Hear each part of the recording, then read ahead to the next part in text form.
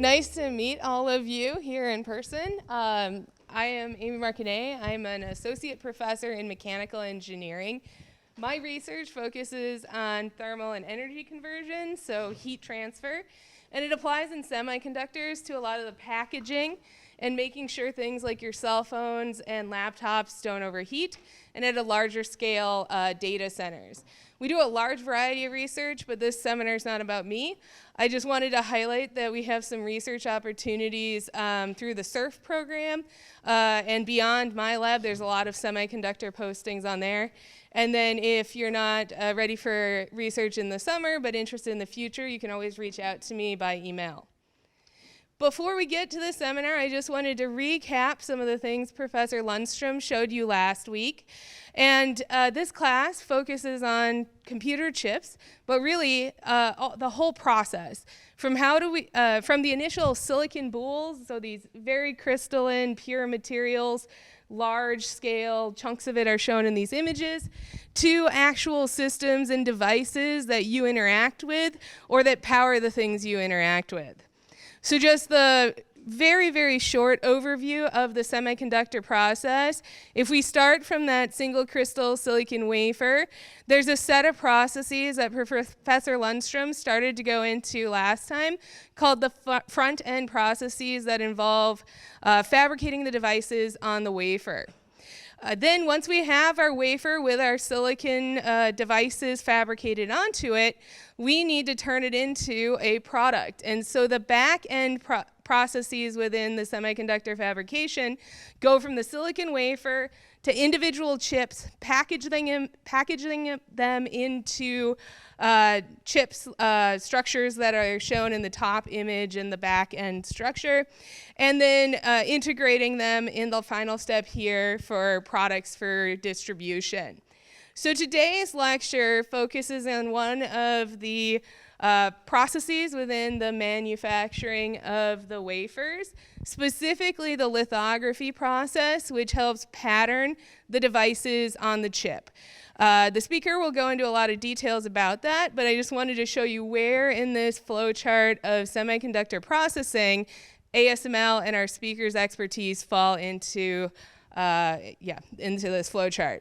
So ASML creates the state-of-the-art tools for high-resolution patterning of electronic devices.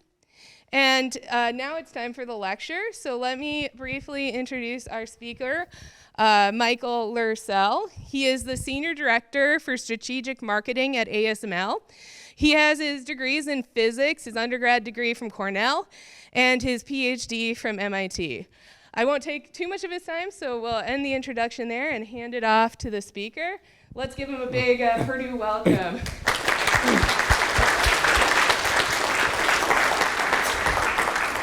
Thank you very much, Professor Amy. As she mentioned, we're talking today about semiconductor equipment. So the semiconductor industry is a lot of interrelated, interconnected elements. So we provide equipment to our customers like TSMC, Intel, Samsung, Micron, etc., that allow them to make semiconductor devices. So I will talk mostly about lithography today because we are a lithography company, but at least in the context, I don't know if you're speaking, or have a speaker from any of my peers in the future. So I'll briefly touch on some of those other elements like deposition, etch, and ion implantation as we talk really and focus about today on semiconductor equipment that's used to make the devices.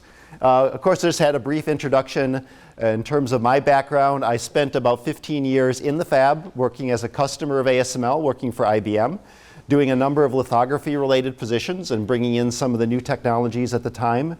Some of the first immersion lithography, I'll explain what that is later, some of the first extreme ultraviolet lithography tools, and then moved to ASML back in 2015. Where, as introduced now, I work in terms of understanding our customer roadmaps and where they're going in the future that we can plan our roadmaps out for like the next 10 years. And so I grabbed an old example out here, like how long have I been working on EUV, and sometimes I don't necessarily want to recognize that, but making some EUV masks when I was working in the IBM mask shop. This was like the late 1990s, and this was published in early 2000. So, quite a bit of history here on trying to make these lithography technologies successful. But enough about me. discussed here, of course, what goes into making a semiconductor chip. So if you have your mobile phone, your smartphone, it's made up of a number of different chips that are include like the high performance processor, which you have maybe 1,000 of those per wafer.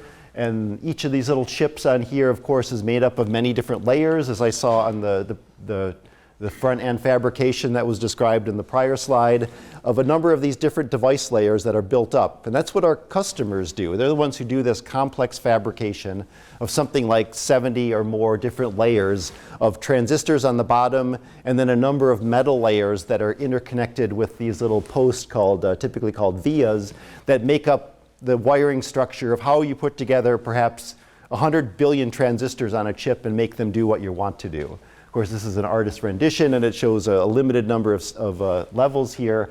But that's what it comes down to, is we have, of course, our mobile device. We have a chip inside of it that's about 100 millimeters squared that drives a lot of the processing. There's about 1,000 of those per wafer, and our tools, and there's about 70 different layers that make up those chips. And that's what our tool does, is it prints all those different layers that line up layer to layer, how they all fit together. Of course, in this animation, it is perfectly accurate, but there's always a bit of an error here in the placement that I'll talk about. And that's how we make these complex designs on the semiconductor chips. And then our peers in the industry who do the steps like deposition and etch would put down, like, for example, a copper metal layer in an etched hole and then polish it down to reveal the wires that are left over. So all these things have to fit together. The lithography part defines the transistors, defines the spatial structure, but at the same time, all the semiconductor tools have to work together in order to produce the finished semiconductor device. Where that fits into the overall pyramid in the semiconductors is, and I don't even know exactly where to start on the software and services, but electronics is about a $2 trillion a year industry, and how this all comes together with the customers of our customers. They consume about $600 billion in semiconductors. It was a down year this year. It's probably going to be closer to about 560 billion, but that's still the vicinity of 600 billion of people selling semiconductors, and they do that with a little under $100 billion a year in buying the equipment from companies like ASML or our peers. And then, of course, they also need materials to make these devices as well in the fab. So today we're really going to focus on the equipment segment, and of course, particularly on lithography. It is a pretty big industry in itself, but again, it's only a fraction of semiconductors, which is a fraction of electronics in the overall revenue pyramid. One of the key things about the semiconductor industry in general, and this applies to the equipment, it's a pretty profitable industry. It's been growing at a decent rate for the last few decades, and this represents the EBIT, so basically the profitability of these companies. And at the top line is the equipment companies, so ASML that does lithography, Applied Materials that does deposition, etch, and polishing, Lam and Tel that also do deposition and etch, and KLA that does process equipment. We don't make as much as some of the end customers down here that do the actual fabrication. So I mentioned TSMC, Samsung, Intel, Micron, Texas Instruments, and others. They represent our customers, and so we sell to these line right below us, which then, of course, also translate into who makes the end products for the semiconductors that then translate down into the services that you buy on a regular basis, or I should say use on a regular basis. So a lot of innovation in the semiconductor industry driven by a lot of profitability in the semiconductor industry. But I mentioned we're going to focus on equipment today.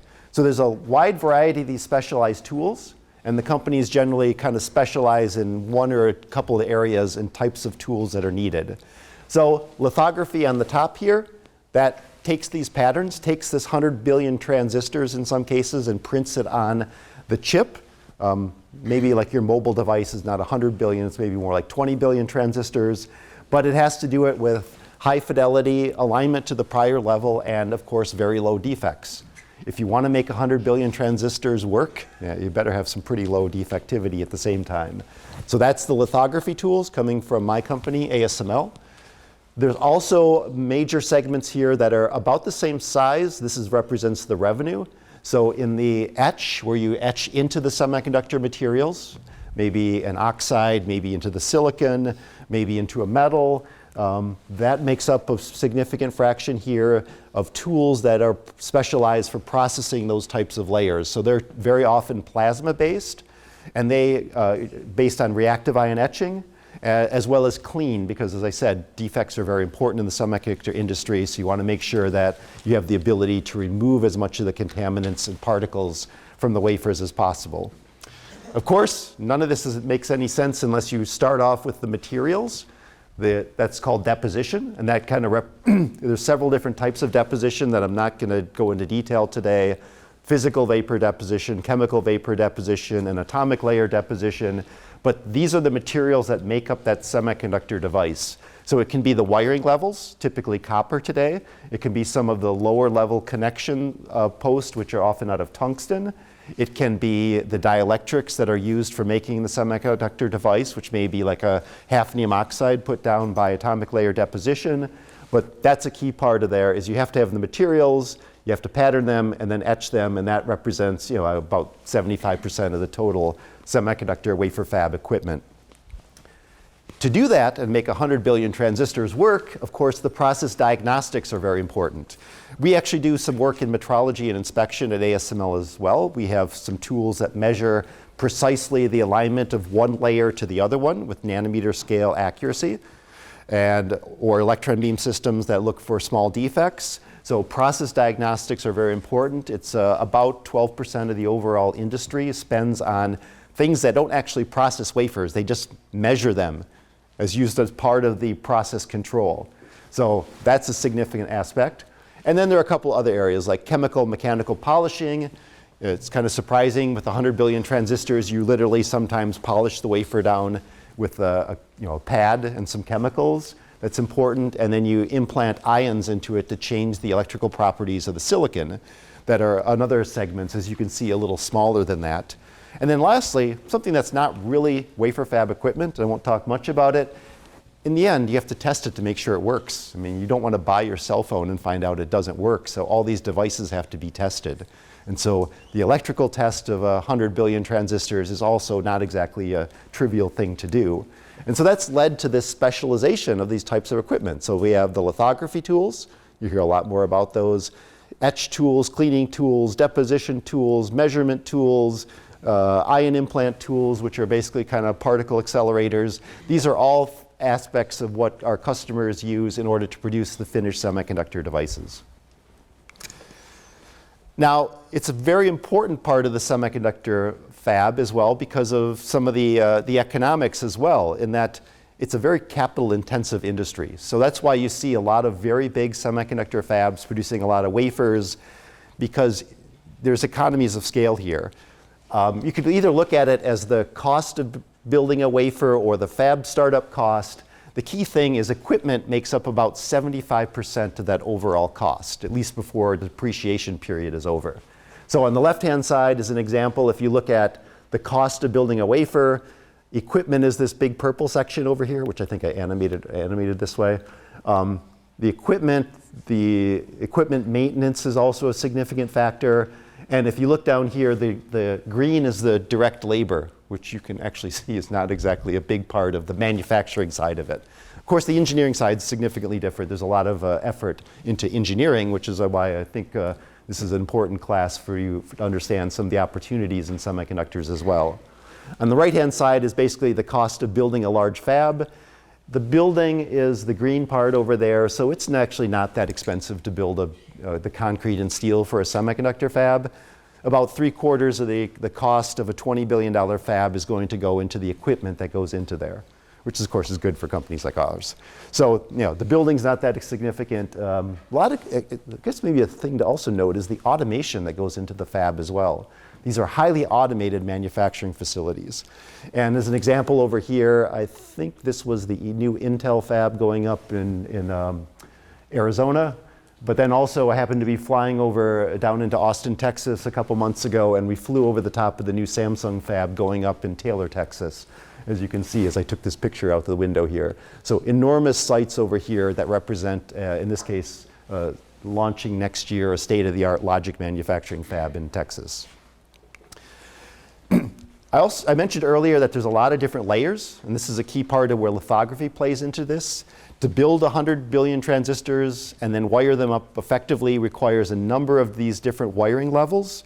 And so if you look at this schematic over here on the right-hand side from Intel, showing the idea of you have the transistors at the very bottom of the semiconductor device, and then you have maybe, I think in this case, something like 17 metal layers that represent the wiring of how you put 100 billion transistors together to make something that functions like you want to, like maybe your mobile phone, which I said is maybe more 20 billion transistors. On the left-hand side is an example also from Intel showing a zoom in the case where the transistors are this tiny little thing down the center here, and most of it really represents the wiring that goes into how you fit these together. And I'll discuss later, there's a mix of these different layers, so I'll talk a lot about the state-of-the-art lithography that we have called extreme ultraviolet lithography. It's used for, in this case, maybe about a dozen of these layers, but there's about 60 or 70 total layers, and so we'll use some of the older lithography to define these less critical patterns because it's about economics. Why would you use the most expensive thing to do something you don't need to? So all these are important, and of course it's important that all these line up vertically, which is what we call overlay, because you want to make sure that the wire touches the via from the prior level, and so that overlay control is a key part of the lithography. Of course, in a nice artist rendition here from a communications department, there's no overlay error. But I guess even in this small scale, it's kind of hard to see overlay errors. But that's a key part of what we do is nanometer scale overlay. Another fancy animation from our communications group, zooming in, very similar, but also to represent a bit of what those variability control is important for lithography. And that represents, as I said, the placement of the prior layer on top of the, placement on top of the prior layer by the current layer. In this case, I think we can actually see some overlay error over here, like this one over here. So that has to be today in nanometer, single-digit nanometer scale of alignment of one layer to the other. We also need to control the size of those features. So the width of those features is very critical. We call that often the critical dimension, or CD. So you may hear CD mentioned a lot in lithography. And as you put those together, you can also use a combination metric called edge placement error. So it's not just about printing nanometer scale lines on a wafer. When you do semiconductor manufacturing, it's about nanotechnology and printing nanometer scale features. It's doing it at nanometer scale placement. It's doing it at hundreds of wafers per hour. And as I'll come to in a second, also about the very low defectivity, which is this slide right here. So some of the larger chips today, and these are of course the data center ones, if you hear about NVIDIA and all the money that they're making all these fancy AI chips, they love to make these giant chips because they can sell them for lots of money. That may be about 800 millimeters squared, which is the size of one of our lithography fields.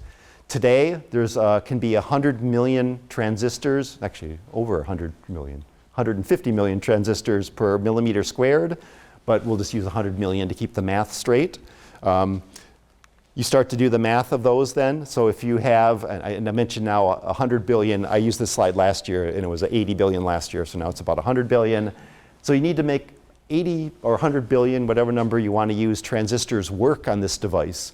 So defect strategies are also very critical. So part of the advanced lithography is, again, not just printing small features, but very low defects, very high precision, and of course try to do it as cost effectively as possible. And then be able to also monitor, so you may need to detect this sort of variability in the defectivity as well. So that really is where lithography fits into the overall manufacture of semiconductor products.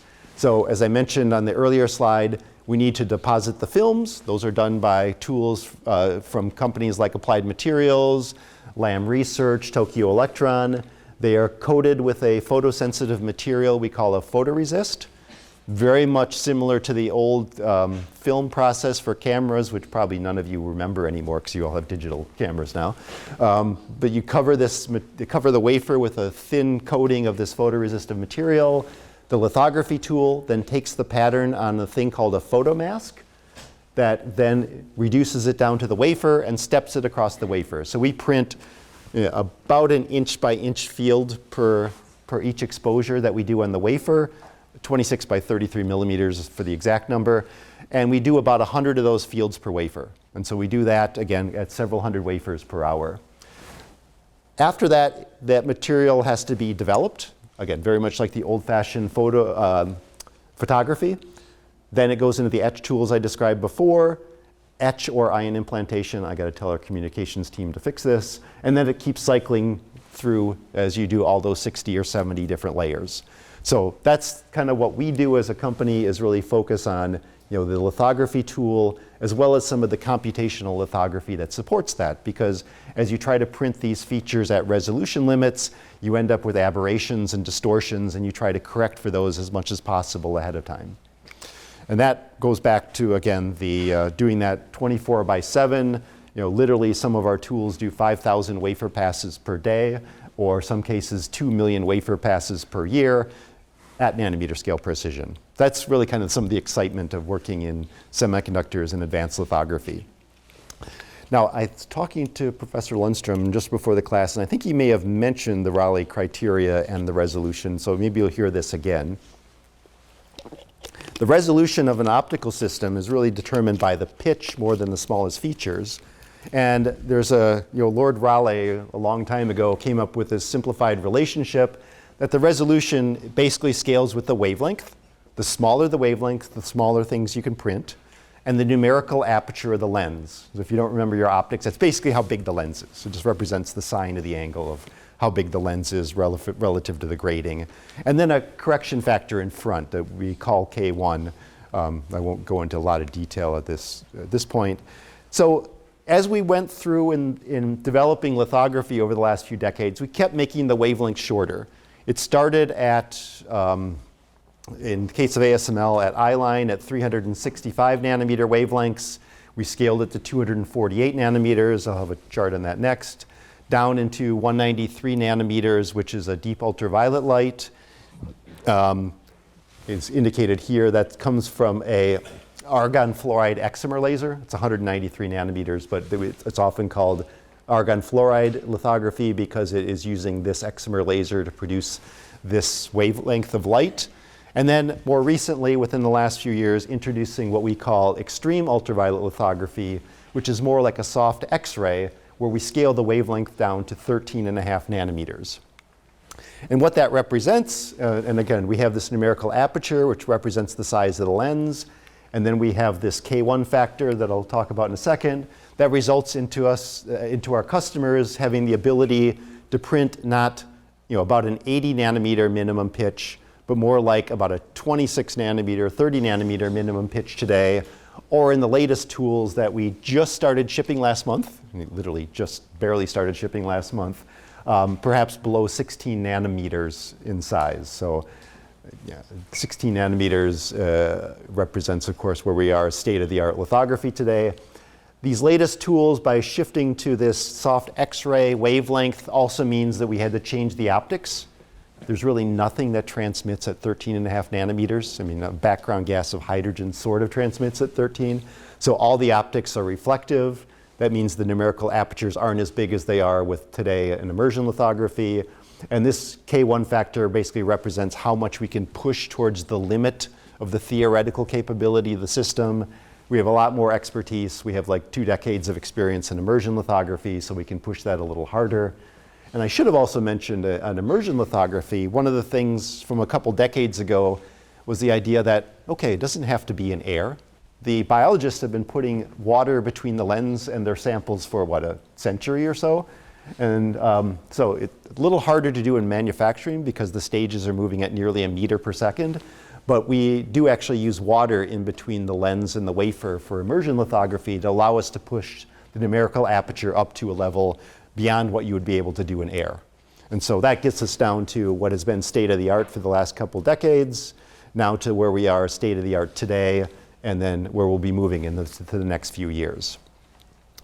That lithography system, that's a highly simplified view on the other page. It's made up of a number of different components that go into how we also optimize the engineering effort in order to produce this. So we need the ability to generate that light. In the case of most of our deep UV tools, it's an excimer laser. So it's a tool that looks like maybe a big side-by-side refrigerator. Big, but not that big. It has to go through the optics that shape the illumination onto the reticle that has the patterns that the customer is trying to print on the wafer. It goes through a projection lens that then reduces that by a factor of 4 down to the wafer. And then, of course, we have stages that move back and forth to do this, as I said, 100 times per wafer and a couple hundred wafers per hour. So this is highly simplified. This projection lens for a deep UV system may have like 50 or 60 different optical elements in it. In the case of EUV, I'll come back to a second, it's a little more less optical elements because of the transmission. And so that's what we have to take into account in order to print these small features is getting the right wavelength, optimizing the illumination on the reticle, understanding the aberrations in the projection optics, and then positioning that down nanometer scale precision on the wafer. So probably should have put this slide earlier. This kind of represents the history of lithography over the last few decades, starting from things that were an eye-line light. It's a mercury lamp, that's why it's called eye-line, at maybe a micron resolution. This is in nanometers, so 1,000 nanometers is a micron. As we scale down into the krypton fluoride excimer laser, then into the argon fluoride excimer laser, we added the water in between the lens and the wafer that pushes down into that sub-100 nanometer resolution pitch, and now into the EUV wavelengths where we're down pushing below a 10 nanometer type resolution. All done by scaling this Rayleigh equation for the resolution as a function of wavelength and numerical aperture. We still use all those systems though. I mean, they're modernized, they're faster than they were before, they're a little more reliable, but because of the different types of semiconductor devices, not everything is produced on EUV lithography. So of course, EUV is the latest thing. It's great. Customers are using it to make these now 3 nanometer node devices. If any of you have the latest iPhone, it has a 3 nanometer node device from TSMC. So it's big use of these EUV layers, but at the same time, as I said before, there's this stack of these different layers that make up a semiconductor device. Not all of those are at the highest resolution. The trick behind it is EUV is really cool and prints small things, but it's also not the cheapest thing to do. The cost of these is significantly higher than printing an old eye-line system. And so from the economics perspective, customers end up mixing all of these wavelengths on even the latest devices, even the latest logic devices where I lost my laser pointer, like that would be used in the state-of-the-art iPhones that also have some memory associated with it as well that use some EUV layers. So those all represent by these dots here the different colors of the wavelengths of the light that are used. So all of those are used in the latest semiconductor, even the advanced devices. And then in other cases, like for example, maybe in the power electronics, they don't need the smallest transistors and they still use the older wavelengths because it's most cost effective. And power semiconductors are actually very much a hot market these days because of the electrification of vehicles. So power semiconductors are a major market, and as you can look by the colored dots here, that's like KRF and I-line wavelengths that are 30 or 40 years old. So use a mix of these different lithography techniques in all these different fabrication of either leading edge devices or even some of the more mature devices on the right-hand side. If we look at this from a wavelength perspective, we are pretty much in the UV light, so we're short of the visible light. Going back to these different wavelengths I mentioned before, EUV kind of fits here at the very bottom of what you would call ultraviolet light. In fact, many people would say it's more of a soft X-ray than an ultraviolet light, but I guess that's just really the name. Whether it's a soft X-ray, it's 13.5 nanometer wavelengths, so about 92 electron volts, and that is kind of where we are at the boundary of the X-ray versus EUV, and that affects how we generate that light as well. So that's sort of the theoretical side. This is an animation that shows kind of a schematic of what one of these EUV tools look like on the inside. So we have on the bottom right-hand side over here the source of the light. I'll talk more about that in a second. But this chamber over here generates the 13.5 nanometer light, which in our communications team is purple. Of course, you can't see 13.5 nanometer light. It goes through this illumination optics I mentioned before. It bounces off of this reticle that contains the pattern that scans back and forth, that contains the customer pattern. That then bounces down into the projection optics, which are these 6 mirrors here, that take that pattern and reduce it down to 1/4 the size on the wafer. Sounds simple in practice, but now we have these stages moving. So the reticle stage moves back and forth. The wafer stage has to move back and forth and step to do these 100 fields per wafer. The wafer stage is moving, at least at the immersion tools, at about 800 millimeters squared per millimeters per second. In the EUV, it's more like about half that today. The reticle stage is moving at 4 times that velocity because it's a 4x reduction.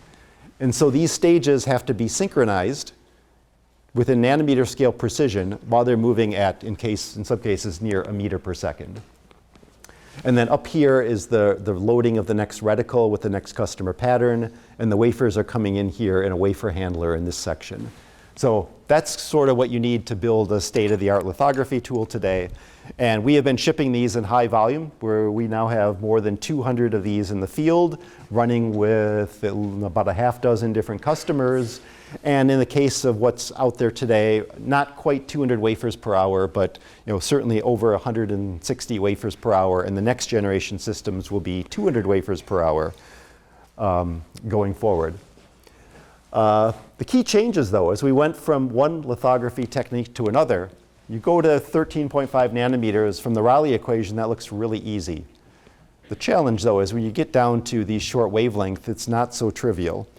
The first thing is you have to use an entirely different light source. And I'll talk more about that in a second. There's no excimer laser that works at 13.5 nanometers. So had to redesign the wavelength, the generation. We had to switch the optics, as I mentioned briefly before, from transmission. In deep UV, a fused silica can transmit 193 nanometer light. So you can make a transmission optics, much like most cameras are and telescopes are today. In EUV, because of the wavelength, it actually has to go to a reflective optics. And each of these surfaces is only about 70% reflective, which means that you try to minimize the number of elements that are being used. And the other thing is, I mentioned briefly before, EUV light is absorbed by everything, pretty much. So we need to have a very clean vacuum system as well. Not a super high pump down system, but something that is extremely clean. So we went through very strong testing of all the materials inside the vacuum chamber to minimize things like outgassing and contamination generation. And those are all the things that had to be due to just shift from one wavelength to another. On our side, not even to mention what our customers had to do. As I mentioned briefly before, the generation of the light also had to change significantly. There is no laser that generates soft X-rays. Well, I guess there is. There's a free electron laser you can attach to a cyclotron, but those are like 200 meters long, so not exactly practical for manufacturing. So we do it basically by kind of like making these little hot plasmas, kind of like the same idea as the old tungsten filament incandescent light bulbs. You get it really hot and it emits light, but if you want to emit light at 13.5 nanometers, you have to get it very hot, like a couple 100,000 degrees Kelvin. And so the way to do that practically is we generate these little tin droplets out of a droplet generator on the right-hand side, 50,000 times per second. They shoot across the vacuum chamber, and then they're hit by a high-power infrared laser that turns that droplet into a hot plasma ball. That happens with tin being the target material, I should point out, has an emission line at 13.5 nanometers, which is the reason why we picked 13.5 nanometers. And so that's some of the significant re-engineering that had to take place. And just to generate the light, there's a lot of innovation that had to go into being able to hit these droplets with precision, with a 20 kilowatt laser, 50,000 times per second. And actually, I won't go into a lot of detail, but we have to hit it twice because we want to make the size of the target match the size of the CO2 laser beam for better efficiency of generation. So we actually end up hitting it twice in this process. And right-hand side is roughly what that looks like in practice. I think I'm running behind, so I'll skip over that chart. As I mentioned, it's in high volume manufacturing. So you can buy things today that are made with EUV lithography. So if you have the MacBook Pro or even the latest iPhones, or you have memory from various of our customers like Hynix or Samsung, or in the case of Intel just starting the ramp up EUV manufacturing, this is in production. So basically all the major customers are using EUV lithography today, and that represented It depends on where you want to count the start point. Several decades of research that were required to be able to turn a complex technology into something that runs at greater than 90% availability in semiconductor fabs and can do some of the tools have done 500,000 wafer passes per year. Not yet at where the deep UV tools are, but nevertheless a significant advancement from where things were a decade ago. And what do these actually look like in practice then? If you think about what does it take to put one of these tools together. So there's about 100,000 individual parts in one of these tools. It takes 40 shipping containers, specialized shipping containers that fit on 3 fully loaded 747s in order to ship this. We ship it in parts because it weighs 180,000 kilograms, 180 metric tons. And so we end up shipping it by components, by air, part by part, in order to go to the customer fabs around the world.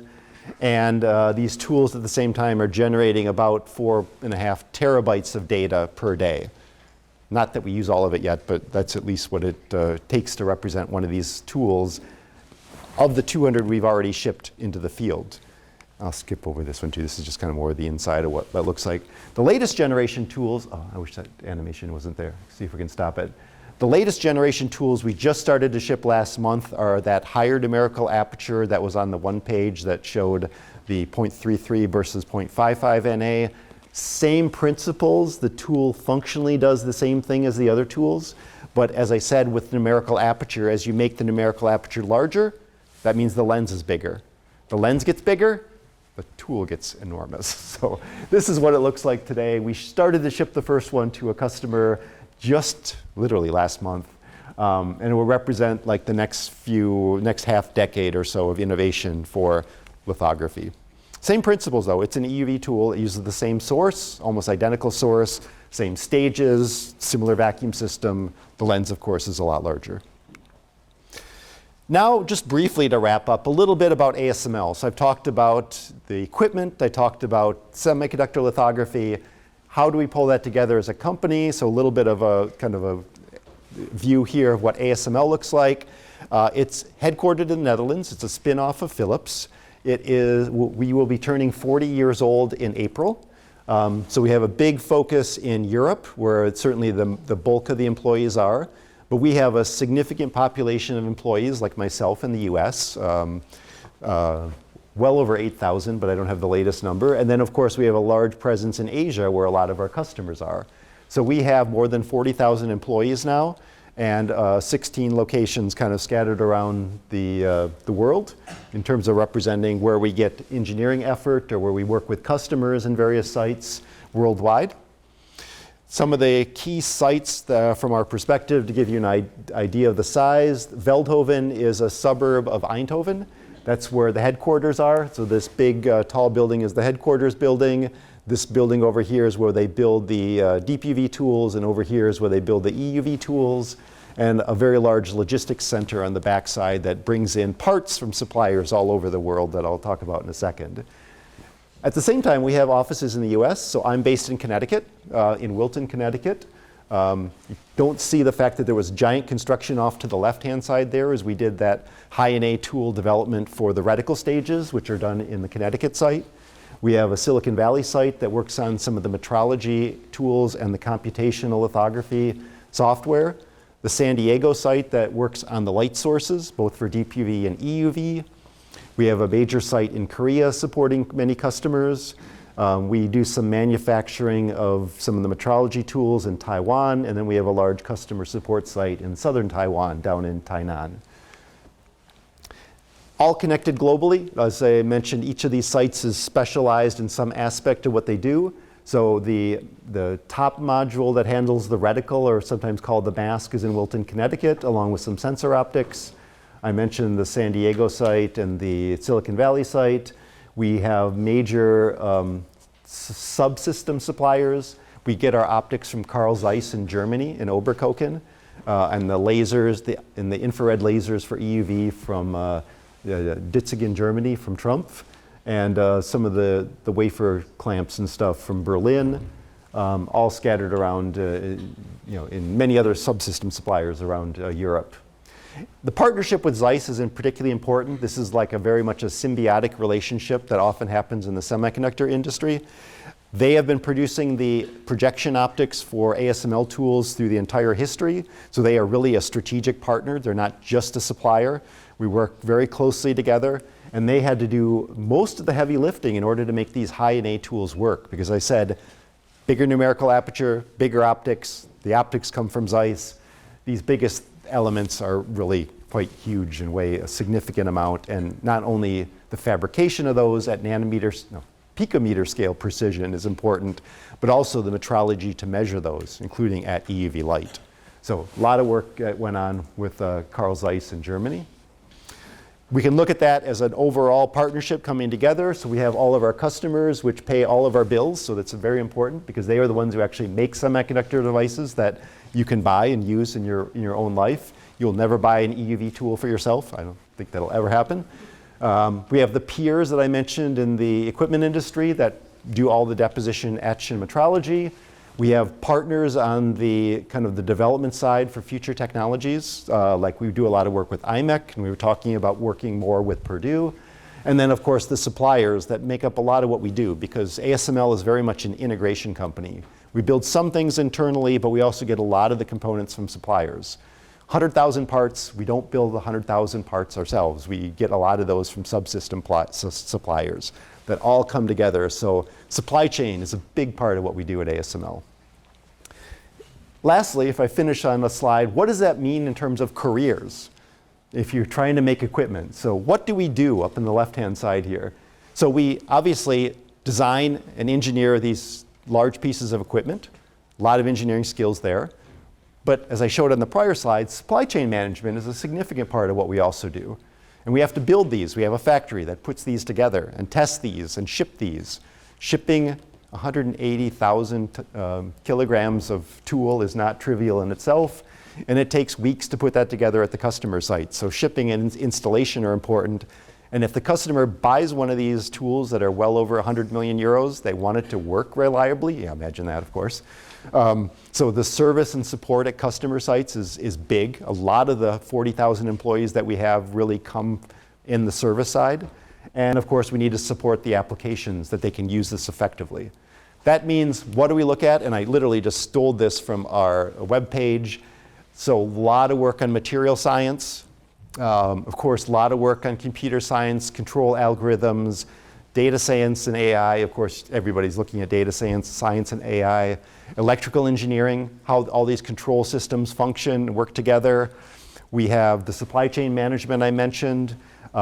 Engineering, so we call it mechatronics, but basically that's like very high precision robotics, a lot of mechanical engineering, electrical engineering together, the optics, the physics, and many other categories that are required to be able to pull together something that has 100,000 parts, weighs 180,000 kilograms, cost over 100 million euros, and customers are willing to buy a couple hundred of those. So in some cases that almost seems a bit of amazing. So what does that mean? A lot of diversity in our employment base. I stole this from our latest ASML.com website, and I know this number is not up to date. It's over 40,000 now. 143 nationalities, 60 locations, all around the world. And that represents a quick view of lithography and semiconductor equipment. And I think this is now time for questions.